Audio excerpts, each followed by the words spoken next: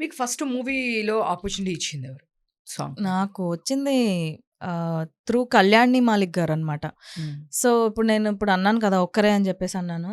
దానికి ఆయన జడ్జ్. కళ్యాణ్ మాలిక్ గారు, వాణి జయరామ్ గారు, వేటూరి గారు. వాళ్ళ ముగ్గురు ఆ షోకి జడ్జెస్ అనమాట. అందులో నాకు ఫస్ట్ ప్లేస్ వచ్చింది ఆ షోలో. సో, అది ఫస్ట్ ప్లేస్ వచ్చిన తర్వాత కాదు.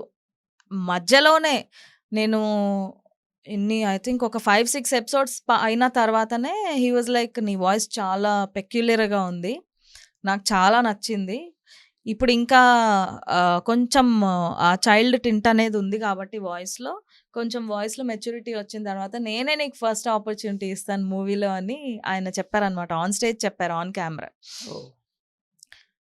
బట్ నేను అంత పర్టిక్యులర్‌గా తీసుకోలేదు నేనైతే దాన్ని. ఎందుకంటే చెప్తారు చాలామంది, మీకు ఆపర్చునిటీ ఇస్తాము అని చెప్పి చాలామంది చెప్తారు.